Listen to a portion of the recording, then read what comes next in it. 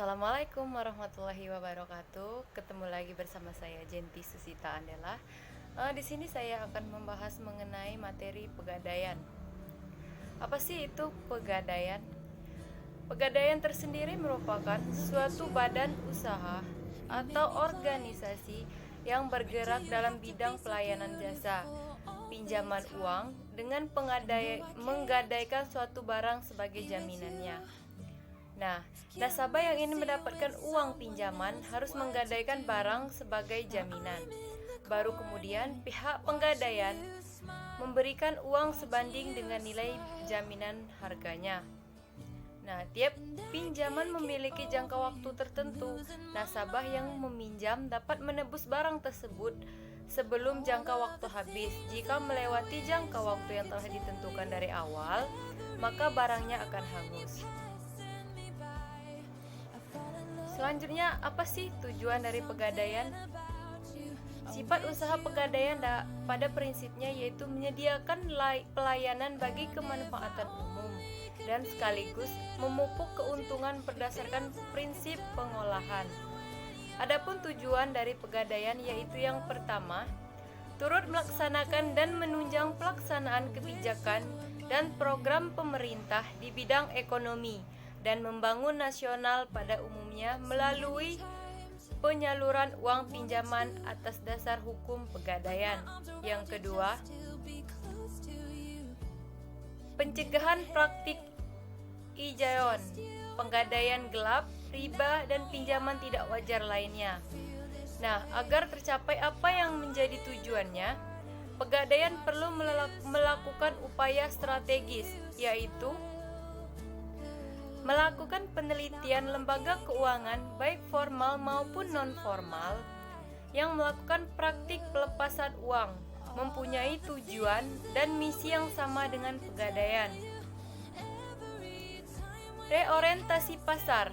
Nah, dalam mengembangkan sayap usaha sangat perlu melakukan reorientasi pasar karena pegadaian berkonsentrasi pada daerah perkotaan di Jawa. Nah, namun dalam perwujudannya tetap berpegang pada prinsip efisien, yang artinya tidak harus membangun kantor secara fisik, tetapi bekerja sama dengan perusahaan yang bergerak di bidang gedung perkantoran.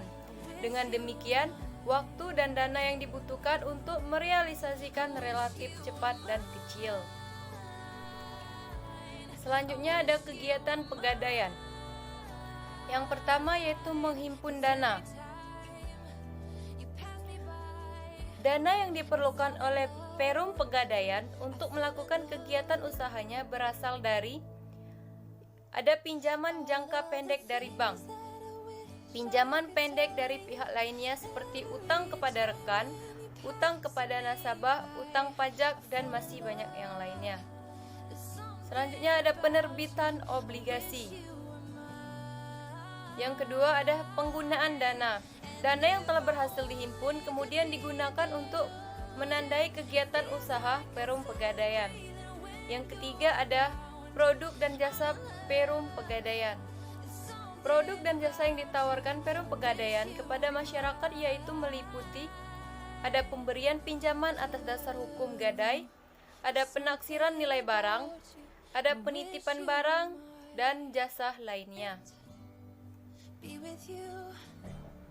Nah, selanjutnya di sini ada proses pinjaman atas dasar hukum gadai. Yang pertama, barang dapat digadaikan seperti barang perhiasan, kendaraan, barang elektronik, barang rumah tangga, mesin-mesin, teknik, tekstil, pegadaian. Nah, adapun barang yang tidak dapat digadaikan seperti binatang ternak, hasil bumi, barang dagangan dalam jumlah besar, barang yang cepat rusak, barang yang sangat besar, senjata api, barang yang disewa belikan, barang milik pemerintah, dan masih banyak yang lainnya. Proses selanjutnya ada penaksiran.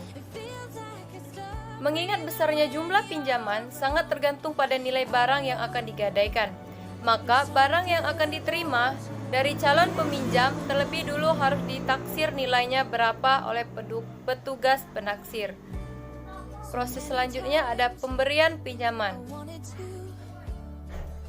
Penentuan jumlah uang pinjaman ini juga telah ditentukan berdasarkan presentase tertentu terhadap nilai taksir, dan presentase ini juga telah ditentukan oleh pihak pegadaian berdasarkan golongan yang besarnya berkisaran antara 80 sampai dengan 90%.